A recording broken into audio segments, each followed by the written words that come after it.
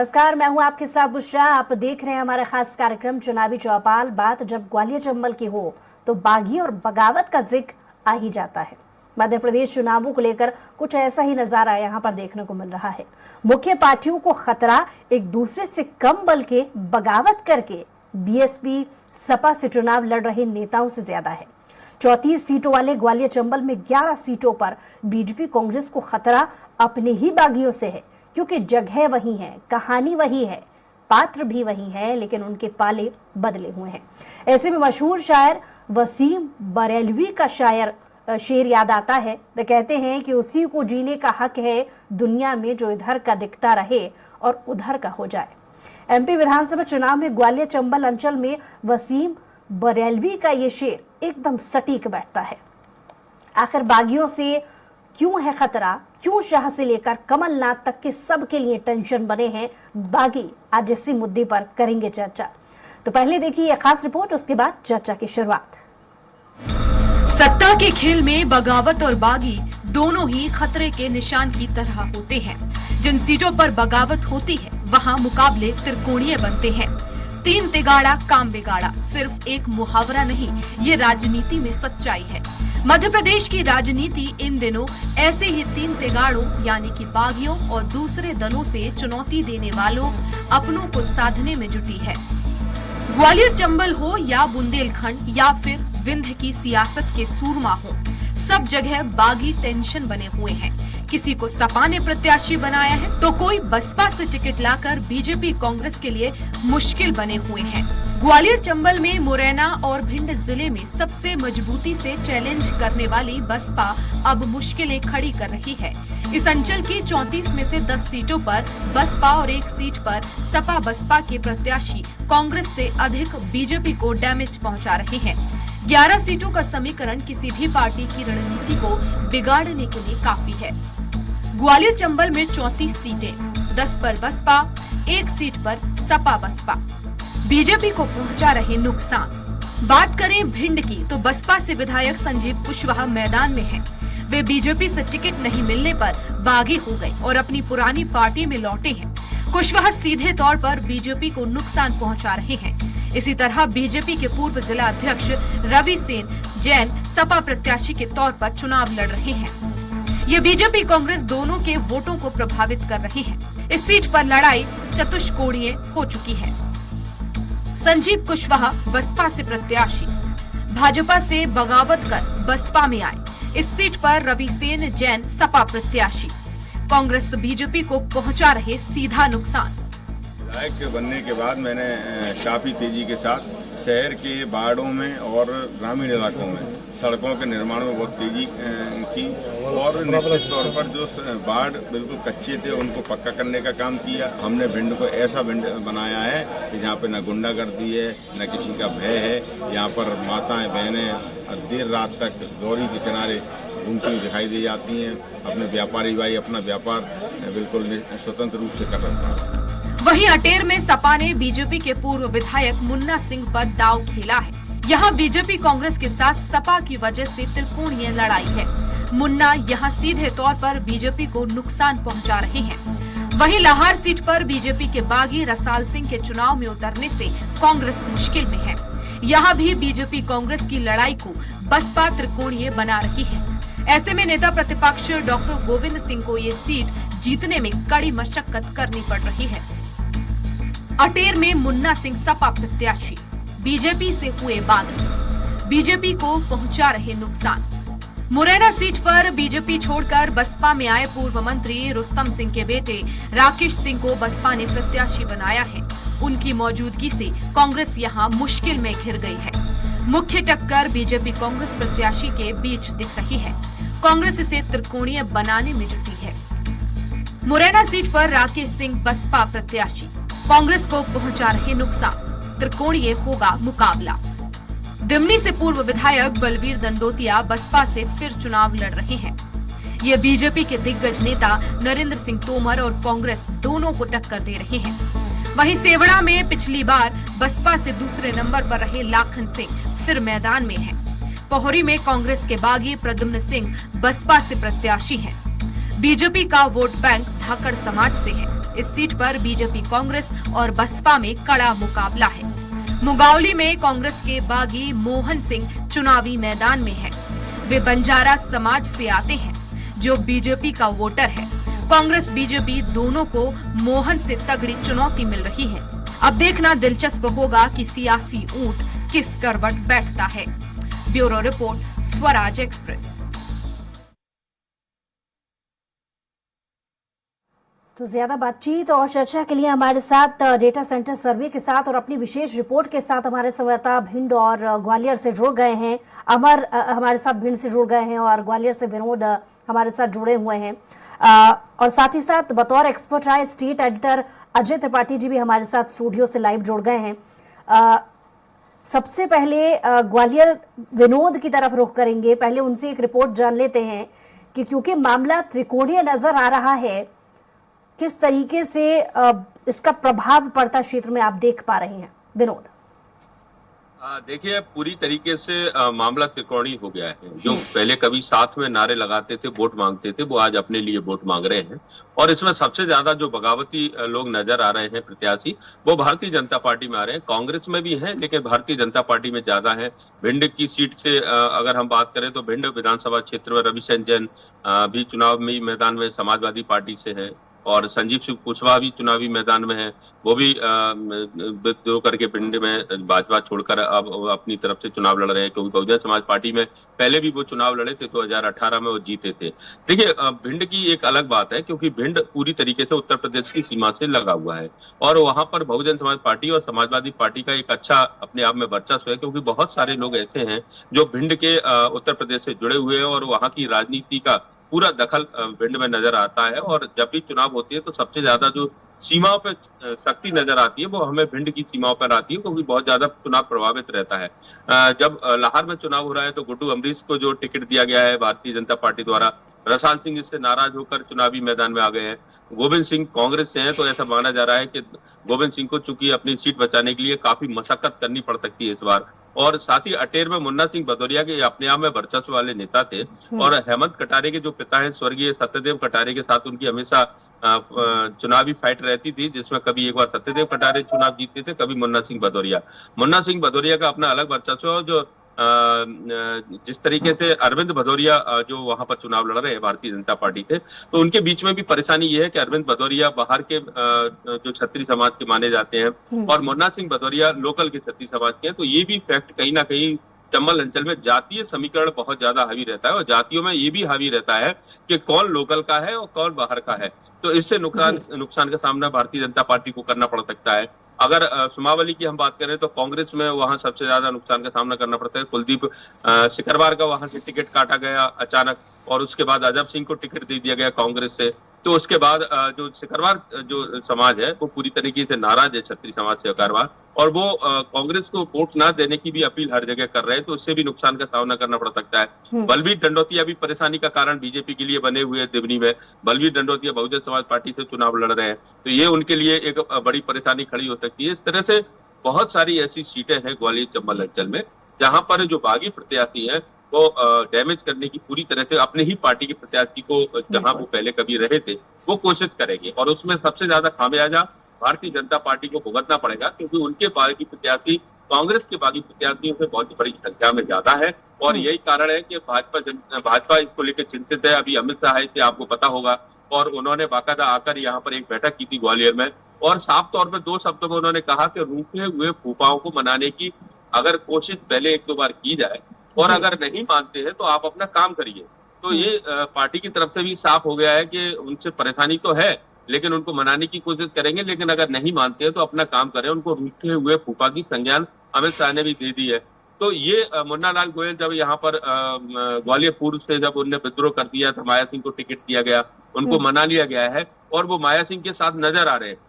लेकिन कितने वो अंदर से नजर आ रहे हैं बाहर से नजर आ रहे हैं ये कहना अभी फिलहाल साफ नहीं हो पाया है, क्योंकि उनके जो प्रत्याशी हैं उन्होंने पहली बार एक रिएक्शन अजय जी से ले लेती हूँ, उसके बाद अमरकांत के पास लौटूंगी। अजय जी, जिस तरीके से हम देख रहे हैं ग्वालियर चंबल वो रीजन कहलाता है जो सबसे ज्यादा चुनावी माहौल में प्रभाव डालने का काम कर सकते हैं, क्योंकि सबसे बड़ा एक जो सीटों का आंकड़ा है वो 34 सीटें इस रीजन में आती हैं, जिसमें जाहिर है 10 सीटें अगर बागियों की तरफ से अपने खाते में डाल ली जाएंगी तो जाहिर है जो मुख्य पार्टियां हैं, मुख्य राजनीतिक दल हैं, बीजेपी हो या फिर कांग्रेस, असर तो होगा ही। किस तरीके से इस पूरे सिनेरियो को आप अभी तक देख पा रहे हैं अजय जी? बुसरा, आपने जो रिपोर्ट पेश की वो और जो विनोद ने सारी बातें बताई वो, उसको लिख करके जो शुरू में आपने एक वसीम बरेलवी साहब का शेर पढ़ा था, मुझे भी एक वसीम बरेलवी का शेर याद आ रहा है और बहुत खूबसूरत शेर है, बड़ा आशिकाना शेर है, लेकिन वो राजनीति में फिट बैठता है। वो शेर ये है कि तुझे पाने की कोशिश में इतना खो चुका हूं मैं, तुझे पाने की कोशिश में इतना खो चुके हैं हम कि अब तू मिल भी जाए तो तेरे मिलने का गम होगा।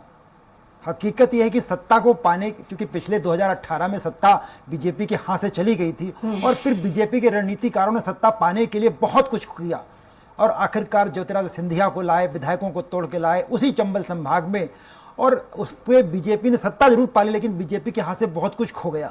उसके तमाम लोग रूठ गए, चाहे वो नरेंद्र सिंह तोमर जी हों, चाहे वो प्रभात झा हों, चाहे नरोत्तम मिश्रा हों, अनूप मिश्रा हों, विवेक सेजबलकर हों, ये सब हाशिए पर चले गए। बीजेपी को इतना कुछ खोना पड़ गया और इसलिए अब उसी बीजेपी को लग रहा है कि अगर तू मिल भी जाए तो तेरे पाने का गम होगा, कि अगर वापस ये पार्टी जीत भी जाती है, अगर वहाँ बहुमत आ जाता है पुसरा, तो ये माना जाएगा कि गम इस बात का है कि सिंधिया खेमा बड़ा प्रतिष्ठापूर्ण हो जाएगा, मूल बीजेपी के हाथ में कुछ भी नहीं आएगा।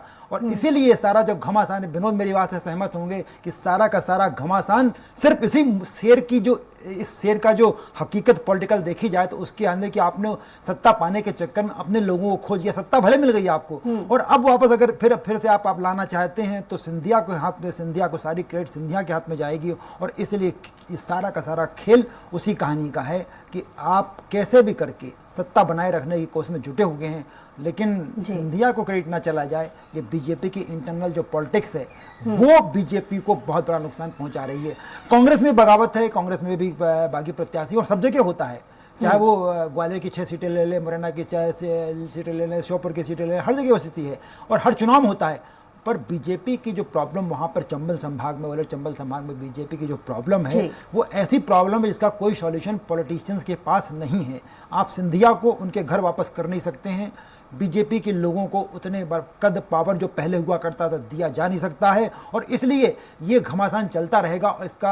इस घमासान का खामियाजा बीजेपी को चुनाव में स्वाभाविक रूप से भुगतना पड़ेगा। और बीजेपी के जो रणनीतिकार हैं, चाहे वो जैसा कि विनोद बता रहे थे कि अमित शाह ने बैठक में कह दिया कि रूठे फूफाओं को मनाइए, नहीं मानते तो छोड़ दीजिए, तो ये निश्चित है कि बीजेपी के रणनीतिकारों ने मान लिया है कि हकीकत जो है वो बहुत कड़वी है, इसलिए इससे यहाँ मेहनत करने के बजाय कहीं और मेहनत कर ली जाए तो शायद एक संतुलन बन जाएगा और वो संतुलन शायद भारतीय जनता पार्टी को वापस सत्ता में लाने में एक बड़ी भूमिका निभा सकता है।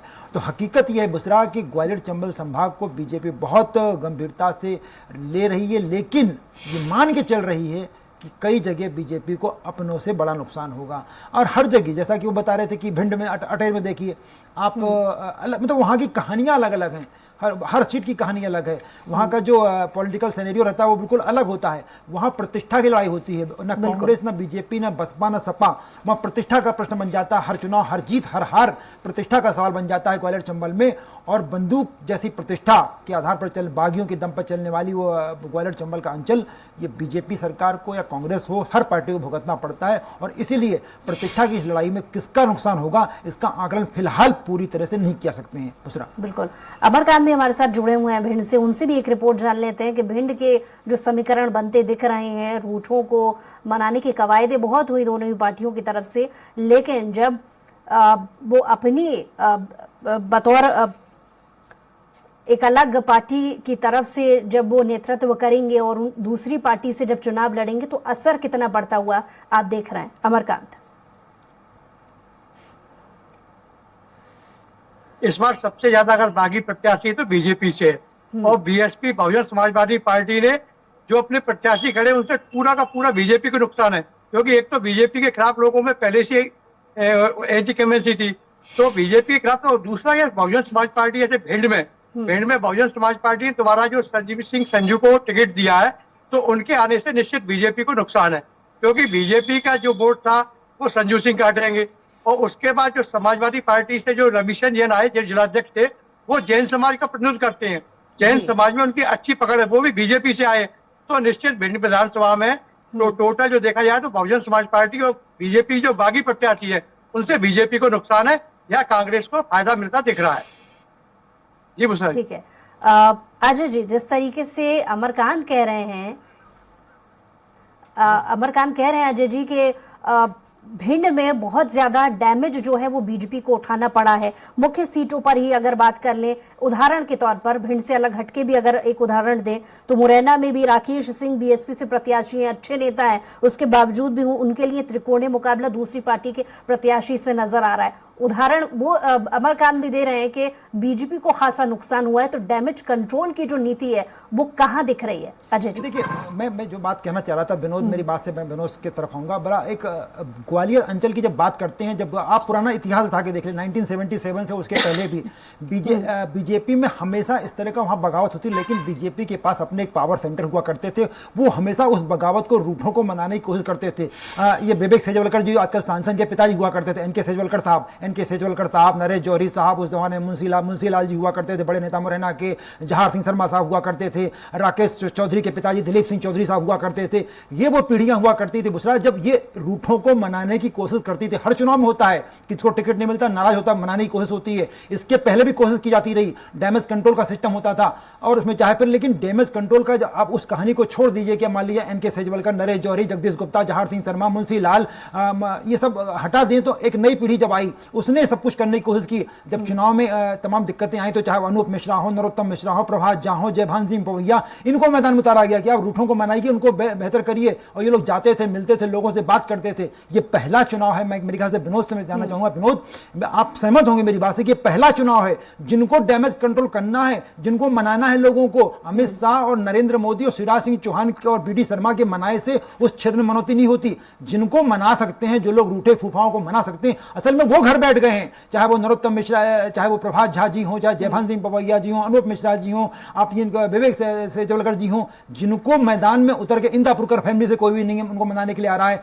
ये जो लोग मना लिया करते थे बीजेपी वालों को, इसी के दम पर ये मनाने वालों की बड़ी हस्ती हुआ करती थी इलाके में। उन मनाने वालों की दम पर सिंधिया खानदान से टक्कर लेती थी बीजेपी और अपने लोगों को जिता के लाती थी। लेकिन ये पहला चुनाव है मेरे ख्याल से विनोद, आप इत्तेफाक रखते हैं कि ये पहला चुनाव है जब जिनको रूठों को मनाना है वो खुद घर जाके बैठ गए और बीजेपी को सारा का सारा नुकसान इसी बात से हो रहा है। नहीं तो बसपा सपा इससे कोई फर्क नहीं पड़ता बीजेपी की सेहत पर, अगर ये लोग फिर मैदान में आ जाएं और अपने लोगों को मनाना शुरू कर दें। बहुत से लोग अनूप की बात आज भी मान लेंगे, बहुत से लोग विवेक सेजवलकर जी की बात आज भी मान लेंगे, बहुत से लोग कप्तान सिंह सोलंकी की बात आज भी मान लेंगे, बहुत से लोग प्रभात झा की बात आज भी मान लेंगे। लेकिन इनको मैदान में बीजेपी को उतारना पड़ेगा, बीजेपी इनके लिए कुछ नहीं कर रही है। विनोद, मेरी ख्याल से आपकी टिप्पणी विनोद। हाँ बिल्कुल, देखिए अजय जी, जो आपने कहा बिल्कुल सही है। कप्तान सिंह सोलंकी कभी इस क्षेत्र में बहुत ज्यादा पावरफुल माने जाते थे। आपको याद होगा बाबूलाल गौर के सरकार काल में कप्तान सिंह सोलंकी सुपर सीएम कहलाते थे। वो कहीं ना कहीं उनका इस क्षेत्र में बहुत ज्यादा वजूद था। कप्तान सिंह सोलंकी को पूरी तरह से पार्टी ने बुला दिया, विवेक नारायण सेजवलकर को पार्टी ने पूरी तरीके से बुला दिया, उनका कहीं भी उनको कार्यक्रम में देखा नहीं जा रहा। अनूप मिश्रा जो कि क्षेत्र में काफी दबदबा रखते हैं, मुरैना में उनकी एक अच्छी पकड़ है, मुरैना से सांसद रहे, ग्वालियर में उनकी बहुत ज्यादा लोग उनकी मानते हैं, उनको इस क्षेत्र में देखने को नहीं मिला, वो खुद रूठे बैठे हैं। तो जिनको रूठे हुए को मनाने की जवाबदारी थी वो खुद रूठे हुए बैठे हैं। प्रभात झा को किसी स्टार प्रचारक की लिस्ट में शामिल नहीं किया। प्रभात झा पूरी तरीके से हाशिए पे चले गए, जबकि प्रभात झा का एक अपना वर्चस्व है इस क्षेत्र में और उनके लोग हैं वो भी मना सकते हैं। और यही हालत भिंड की है कि भिंड के जो सीनियर लीडर थे उनको भी पूरी तरीके से दरकिनार कर दिया। रविसेन जैन है, मुझे वाकया याद आ रहा है और जी अमरकांत भी इस बात को स्वीकारेंगे कि राकेश चौधरी के सामने एक बार रविसेन जैन फिर पहले भी बागी हुए थे और उन्होंने समाजवादी पार्टी से चुनाव लड़ा था। उस समय भी रविसेन जैन मैदान में थे, संभवतः वो समाजवादी पार्टी से ही लड़े थे और उस समय भी ये स्थिति बनी थी कि भारतीय जनता पार्टी में भी विद्रोह हुआ था। लेकिन आखिरी समय में भारतीय जनता पार्टी ने अपने जो उठे हुए प्रत्याशियों को मनाकर और पार्टी में वापस लेकर आ गए थे, ये देखने को मिला। लेकिन ये बात सही है। दूसरा, आपने ये भी बात सही कही त्रिपाठी जी की जिस तरीके से अब ये स्थिति बन गई है कि सिंधिया के जो लोग हैं वो कतई नहीं चाहते कि मुख्य भाजपा के जो प्रत्याशी हैं उनके लिए मेहनत की जाए और जो भाजपा के जो कार्यकर्ता हैं वो सिंधिया के प्रत्याशियों के लिए मेहनत नहीं कर रहे। अधिकतर जो यहाँ के काम करने वाले लोग थे, जय सिंह की हम बात करें, जितने भी भारतीय जनता पार्टी के दिग्गज नेता है वो दिल्ली जाके पहुंच गए, नरेंद्र सिंह के समर्थन में पहुंच गए, नरेंद्र सिंह का प्रचार कर रहे हैं। यहाँ के प्रत्याशी अकेले घूम रहे हैं, केवल सिंधिया। चलिए विनोद, बहुत शुक्रिया तमाम जानकारी के लिए और अमरकांत आपका भी बहुत शुक्रिया तमाम जानकारी के लिए। अजय जी आपका भी बहुत शुक्रिया तमाम समीकरणों को समझने के लिए और समझाने के लिए। बहरहाल जो रूठों को मनाने की कवायद सही समय पर, जो विश्लेषण अभी तक हमने किया उस पर यही एक बात निकल करके सामने आती है। जो रूठों को मनाने की कवायदें सही समय पर अगर बीजेपी या फिर कांग्रेस की तरफ से कर ली जाती तो समीकरण जो बन रहे हैं उससे थोड़े अलग होते हैं।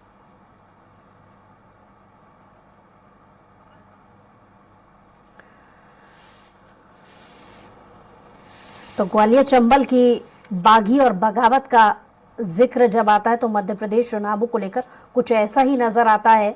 जब इस बार के चुनाव की जमीनी हकीकत को लेकर के जब हम बात करें 2023 के लिए, 2018 से 2023 का जो समीकरण अलग हुआ है उसकी खास वजह ये भी माना जा सकता है कि सिंधिया समर्थक और सिंधिया खेमा पूरी तरीके से अलग है, और दूसरा दोनों ही पार्टियों पर जो चिंता हावी हुई है वो रूठों के अलग हो जाने से हुई है।